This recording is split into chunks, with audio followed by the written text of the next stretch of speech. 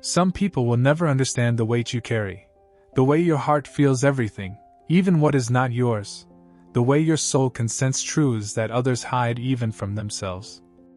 Carl Jung observed that certain individuals move through life with an energy that is rare, luminous, and quietly terrifying to those who pretend to love. You do not seek attention. You do not ask for praise. You only feel. And it is this feeling, this openness, that makes the hearts of others stir in ways they cannot control, often with envy, sometimes with resentment, always with fascination. The world around you may smile at your kindness, pretend to appreciate your depth, but there is a tension in their gaze, a subtle discomfort that even they cannot explain. People who pretend to love, who claim closeness while harboring hidden motives, find themselves unsettled in your presence. They envy what you embody without effort, authenticity, intuition, the ability to feel and understand without manipulation. And what they envy, they often seek to diminish, to undermine, or to possess. You have lived this. You have felt it, though maybe you did not have words for it. The quiet jealousy, the subtle digs, the moments where someone close to you suddenly seems withdrawn, cold, or even resentful, these are not accidents. Jung would call this projection, when someone unconsciously casts their own fears, insecurities, and inadequacies onto the aura of someone they cannot replicate. And for you, the empath, this projection is unavoidable. It sticks to you, clings to your energy, and tests your boundaries in ways that feel relentless. Yet, despite this, you continue to give.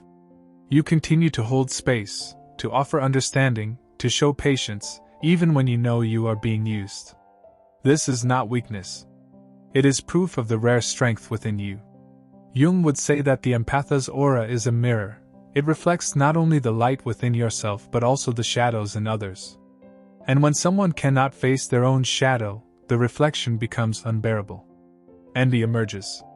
Subtle at first, like a chill in the air, but persistent, growing, and impossible for them to hide. Think about this. People who envy you are not attacking you because you are flawed. They are responding to the very qualities they lack. Your clarity, your empathy, your unwavering presence, they shine a light on what others refuse to see in themselves. And because they cannot bear that reflection, they act in ways that confuse or hurt you. Jung understood that these reactions are universal. When confronted with truth that is embodied rather than spoken, the ego experiences discomfort, fear, and jealousy. And this is why your experience as an empath is both painful and sacred. Painful, because the envy directed at you is often subtle, insidious, and invisible to others. Sacred because it is a sign of the power you carry, the rare energy that transforms the people who can see it, challenges the ones who cannot, and ultimately leaves a mark that is unforgettable. Your aura cannot be faked. It cannot be diminished. And the more you live authentically, the more it exposes the facades of those around you, intentionally or not. You may have felt moments where your generosity, your compassion, or even your silence was met with subtle hostility. Perhaps a friend, a lover, or a family member acted in ways that seemed inexplicable, critical, or jealous. You may have wondered why they could not see the truth you offered freely. Jung would remind you that their reaction is not about you. It is about them. It is about the parts of themselves they refuse to acknowledge, the envy, the insecurity, the longing for a depth they have not cultivated. And here lies the profound lesson: the discomfort others feel in your presence is a reflection of your authenticity. It is a silent validation that you are rare, that you are alive, and that you are carrying an energy the world cannot replicate. Those who envy you will try to pull you into their drama, to manipulate your empathy, to test your boundaries. But your strength lies not in responding to their envy, but in standing steady, in holding your own light without apology, and in continuing to give from a place of grounded self-awareness. The empath is a living paradox, soft yet unshakable, vulnerable yet untouchable, open yet fiercely sovereign. And it is this paradox that triggers envy, even in those who claim to love you. They cannot imitate it. They cannot control it. And that truth, Jung observed, is both frightening and magnetic. You exist as a mirror of what is real, and that is something few can bear. And so you continue, quietly luminous, profoundly sensitive, carrying both the burdens of the world and the brilliance of your own soul. And in doing so, you validate yourself in ways no one else can. You are rare. You are powerful. You are unforgettable. And the envy of others is the proof that your presence is extraordinary. The empath who feels the envy directed at them learns quickly that the world is rarely gentle, that people often mistake their quiet strength for weakness, and their openness for naivety. Yet, it is precisely this sensitivity that makes the empath rare, and yet a target. Jung observed that those who cannot integrate their own shadow are often drawn to someone who embodies what they lack, someone who mirrors the depth, honesty, and compassion they secretly crave. And for the empath, this mirror is unavoidable. When someone envies you, it is not a reflection of your failing, it is a reflection of their unhealed self. But the empath, by nature, feels it anyway. They sense it in the tone of a voice, the hesitation in a gesture, the subtle tension in a smile. And at first, it is confusing. How can someone who claims to love you feel this way? How can admiration and resentment coexist in the same heart? Jung would say it is because they are not truly seeing you, they are seeing themselves in you, and it terrifies them. This is where boundaries become essential. The empath cannot give endlessly without preserving their own energy, without distinguishing between what belongs to them and what belongs to others. Setting these boundaries is not easy. It may feel unnatural or even cruel at first. But Jung understood that individuation, the process of becoming whole, requires clarity and self-possession. To stand in your own aura, you must learn to hold it intact, untainted by the envy, projections, and insecurities of others. And so the empath learns the art of quiet defense. Not confrontation. Not retaliation. Not even explanation. Just presence. The kind of presence that says, I see you. I feel you. But I do not carry what is not mine. This is the power of the empath who has matured. They no longer absorb envy as if it were their fault. They no longer allow the insecurities of others to seep into their own sense of self. And in this subtle yet profound way, they reclaim the space that has always been theirs. Jung would say that this process is more than self-protection. It is a transformation. For the empath, every act of discernment, every boundary drawn, every moment of choosing self-preservation over absorption, strengthens the aura, intensifies the energy, and amplifies the clarity that others envy. What once caused tension now radiates as magnetism. What once attracted subtle attacks now inspires awe. And the empath begins to realize that envy, while uncomfortable, is a confirmation of their rare authenticity. But this journey is never purely external. The greatest challenge lies within. Because as the empath strengthens their aura, they confront themselves. They must acknowledge their own desires for approval, their own fears of rejection, their own tendencies to overgive and overextend. Jung emphasized that the path to wholeness requires facing one's own shadows with courage. And for the empath, this shadow is often vast. It includes not only personal wounds but the absorbed pain of a world that never asked permission to touch them. Yet, in facing this inner shadow, the empath discovers freedom. They see that envy directed at them does not define them. They see that their worth is inherent, not contingent upon validation, admiration, or even love from others. They learn to let go of the need to be seen in a particular way, to be accepted or understood. And in this liberation, their aura shines with an even rarer brilliance. Jung would call this integration, the harmonization of light and shadow, sensitivity and strength, giving and receiving. For the empath, this is the stage where their presence becomes transformative. Not because they are doing something extraordinary, but because they have learned to simply be themselves. Their calm, authentic energy awakens something in others. Those who envy it are compelled to look inward. Those who resonate with it are drawn into it, nourished by it, changed by it. And this is where the empath begins to understand the true nature of envy. It is not a weapon. It is a signal. A signal that something real exists in the presence of someone rare. A signal that truth cannot be faked. That love cannot be forced. That authenticity, even when silent, speaks louder than 1,000 words. The empath learns to see envy not as hostility, but as a mirror of what the world secretly longs for, and what they themselves have cultivated within their own being.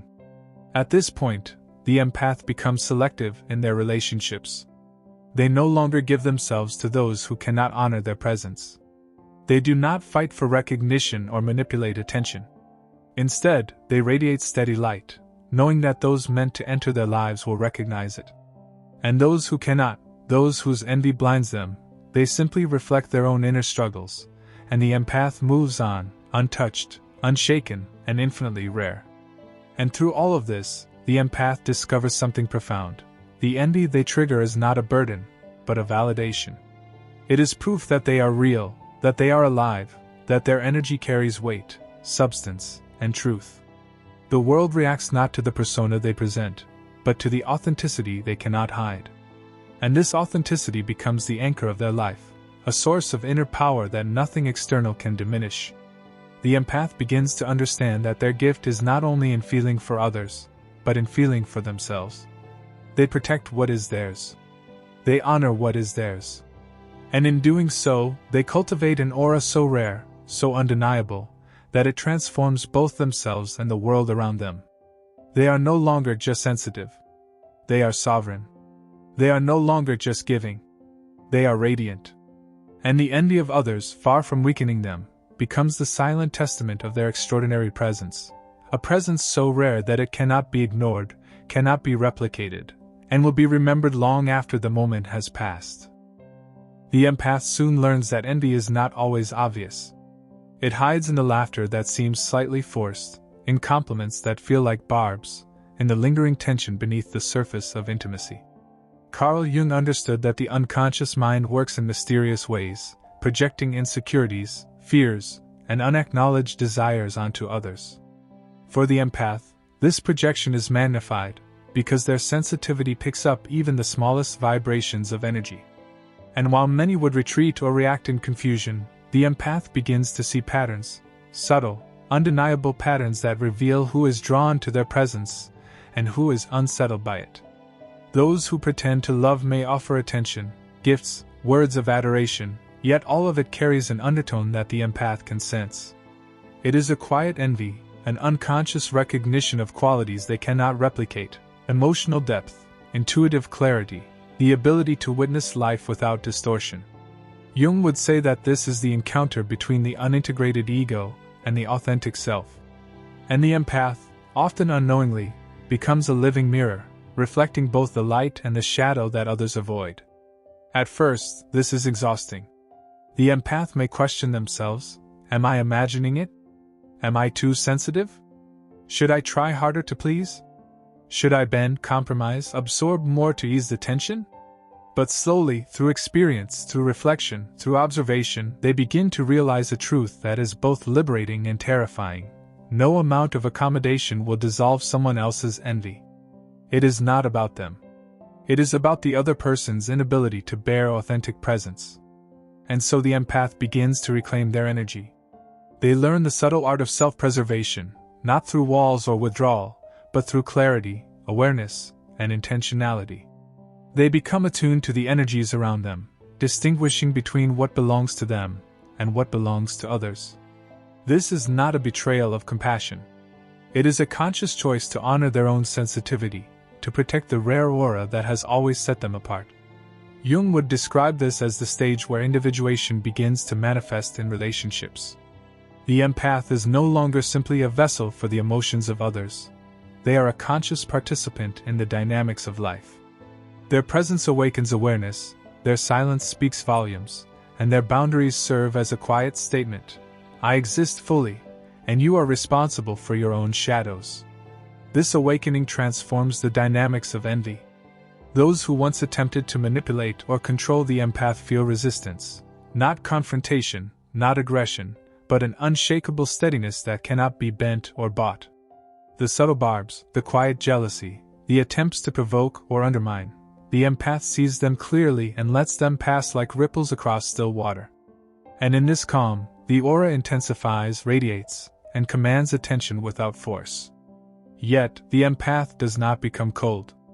Jung emphasized that integration does not mean suppression of sensitivity. Rather, it is the harmonization of depth and discernment, compassion, and sovereignty. The empath continues to feel deeply, to connect meaningfully, to offer understanding, but always from a place of alignment with their own self. This alignment is magnetic. It draws those who are ready to grow and repels those who cannot face their own reflections. Relationships with the envious become lessons. Every encounter is a test of boundaries, a mirror of self-awareness, a reflection of power dynamics that are often unconscious. The empath learns to navigate these interactions with grace, refusing to be drawn into drama, refusing to compromise their truth for the comfort of others, and refusing to dilute their sensitivity to accommodate insecurity. Jung would argue that this is not merely survival, it is mastery. The empath begins to understand that the world's envy is a signpost, pointing to the edges of their own sovereignty, the limits of what others can tolerate, and the necessity of self-respect. Through this process, the empath discovers a paradoxical freedom. They are no longer prisoners of others' expectations or projections. They are no longer burdened by the need to be accepted, admired, or loved by those who cannot genuinely see them. And in this freedom, the empath's aura expands. It is no longer a fragile light that flickers with every external reaction. It is a steady flame, luminous, resilient, impossible to diminish, and quietly irresistible. Jung would recognize this as the rare emergence of the archetypal self, the fully integrated individual whose presence carries profound psychological weight. The empath's energy now has both gravity and clarity. They attract those who are sincere, challenge those who are stuck, and leave a subtle, lasting impact on everyone they encounter. Envy no longer weakens them. It becomes a silent testament to their authenticity, a mirror reflecting the reality that few can achieve, a life lived in alignment with the deepest truths of the psyche. And in the midst of all this, the empath feels a profound validation.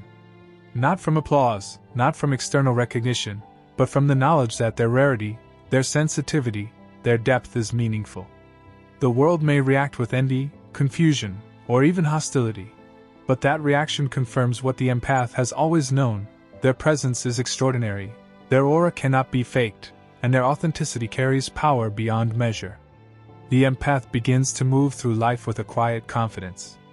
They no longer fear envy, no longer seek approval, no longer overextend themselves to please or protect others' insecurities. They operate from a place of integrity, awareness, and emotional sovereignty. And as they do, the envy that once felt like a threat becomes a signal, a mirror, a silent acknowledgement of the extraordinary presence they carry. At this stage, the empath realizes something revolutionary. Their sensitivity is their strength, their compassion is their power, and their very being is a force that awakens awareness, courage, and transformation in others. Envy, once a source of confusion or pain, is now understood as a reflection of the empath's unshakable truth, a testament to the luminous energy that defines them as rare, authentic, and profoundly human. As the empath continues to navigate a world steeped in envy, they begin to notice patterns that are subtle but undeniable. People who claim to love them may act in ways that confuse, frustrate, or even wound, but the empath, through observation and reflection, learns to read the currents of intention that others cannot hide. Carl Jung observed that the human psyche is rarely honest with itself, and the empath becomes a living barometer for this unconscious truth. Every gesture, every glance, every whispered word carries meaning, and the empath's rare aura can detect it, whether the other intends it or not. This heightened perception is both a blessing and a challenge. The empath feels deeply, absorbs energy, and understands motives that often remain invisible to everyone else. And when others harbor envy, it can manifest in subtle ways: the faint smile that does not reach the eyes, the words of praise tinged with jealousy, the attempts to manipulate through affection or proximity.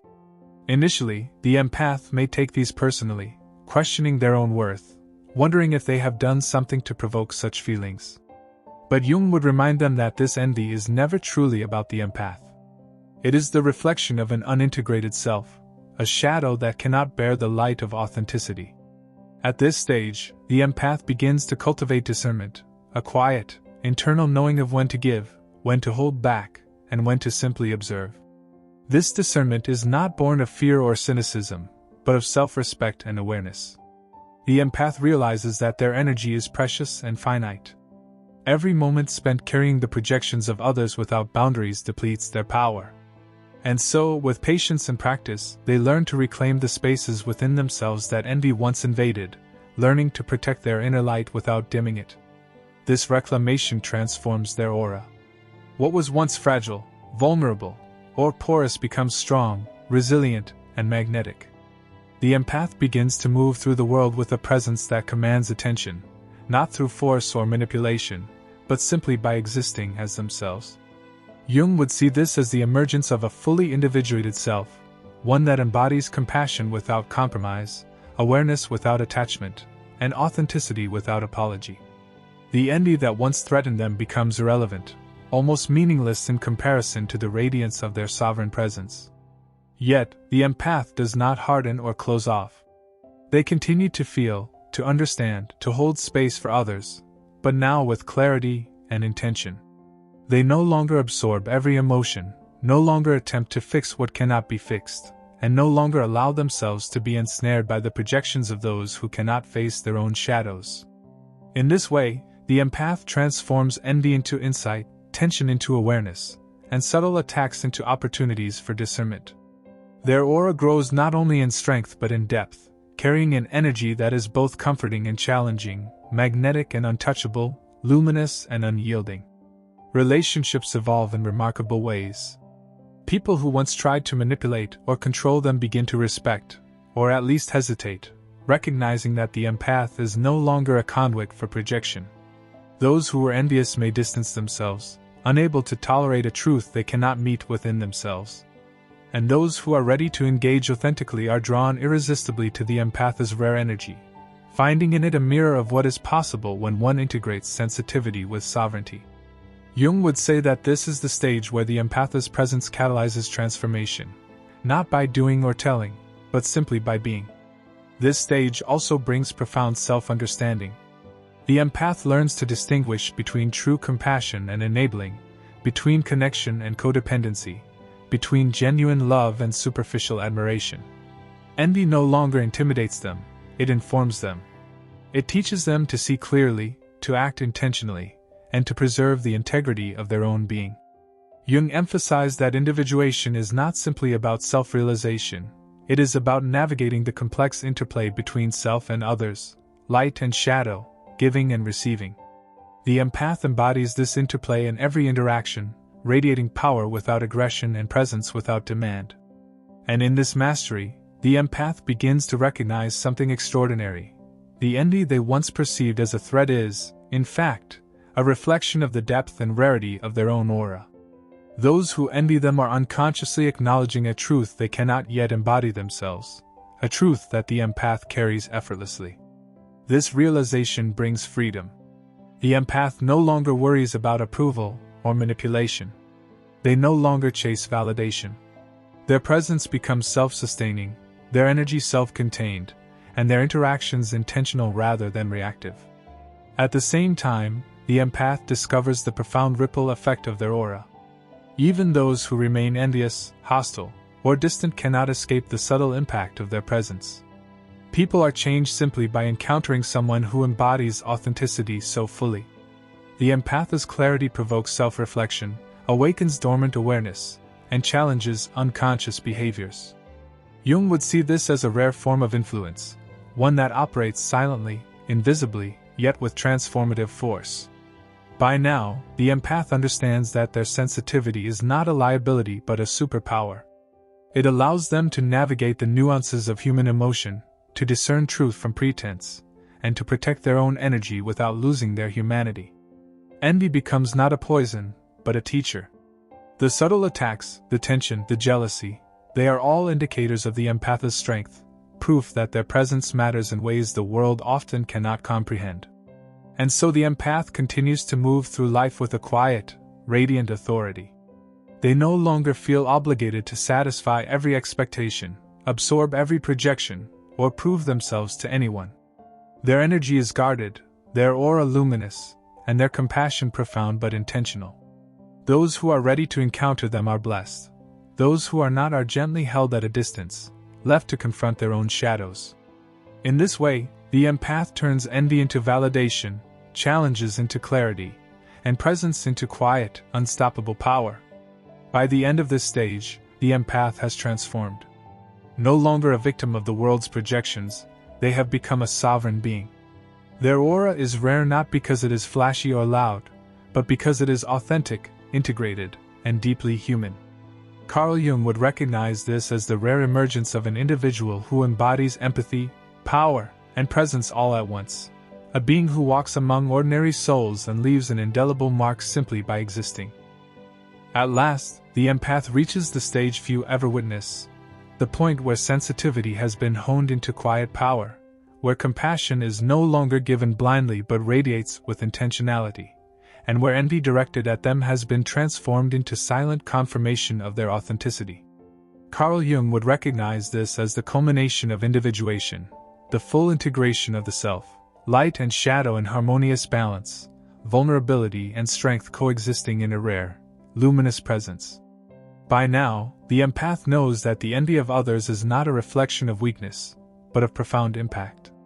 Every subtle jab, every whispered jealousy, every tense glance is a reminder that their energy carries weight beyond ordinary perception.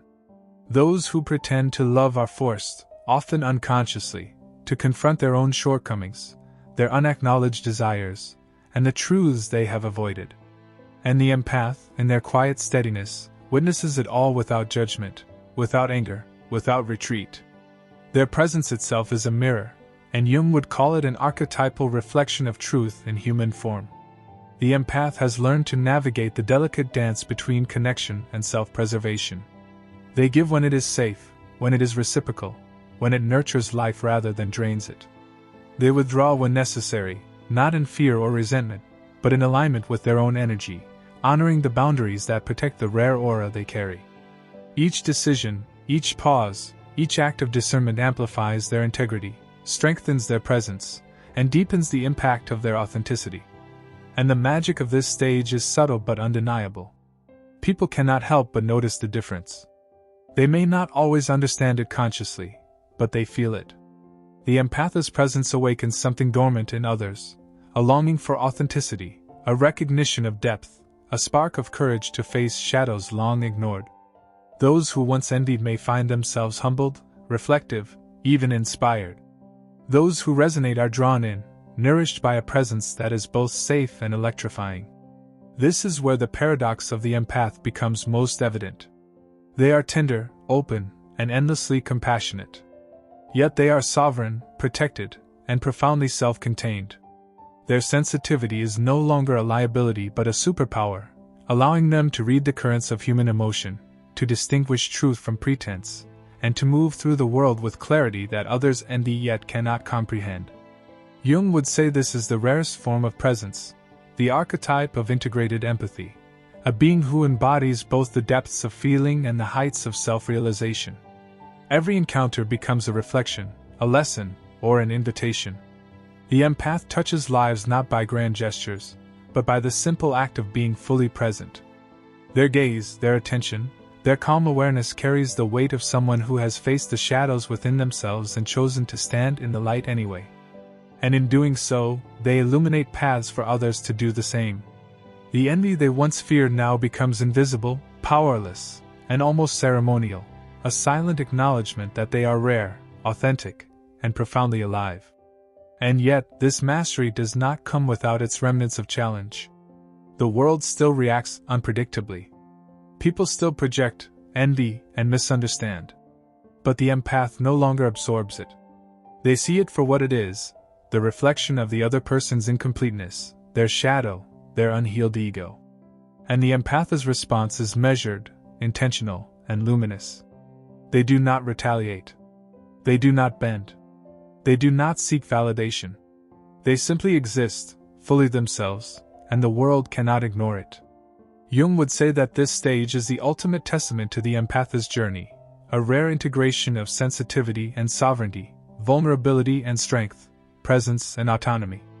The empath has learned to carry the world within themselves without losing themselves, to radiate compassion without being consumed, and to stand as a mirror to truth without being broken by reflection. Their aura is no longer fragile or reactive, It is a force of nature, steady, radiant, and unforgettable. And in this final stage, the empath recognizes the true gift of their journey. The envy, the subtle hostility, the attempts to manipulate or control, these were never signs of failure. They were markers of their rare power, proof that their presence matters in ways the world may never articulate but always feels. Every challenge became a teacher. Every projection became a mirror. Every act of envy became validation. And through it all, the empath emerges whole, sovereign, luminous, and undeniably rare. The empath now walks through the world with quiet authority. They no longer fear rejection, manipulation, or envy. They move through life with a presence that is magnetic yet gentle, powerful yet unassuming, deeply human yet archetypal. Those who encounter them are forever changed, some awakened, some challenged, some inspired, and those who cannot meet their authenticity are left to confront their own shadows alone. And so the empath exists as they were always meant to, a being of rare depth, carrying the wisdom of feeling and the mastery of self. Their aura is not just light, but a force that transforms spaces, relationships, and hearts simply by being. They are rare, they are powerful, they are profoundly human, and their journey is a testament to the extraordinary possibilities of sensitivity fully realized. The envy of others becomes irrelevant, the pretensions of the world become meaningless, and the empath stands as a luminous testament to what is possible when sensitivity, compassion, and integrity are harmonized in a soul unafraid to be fully itself. And in that presence, the empath is complete.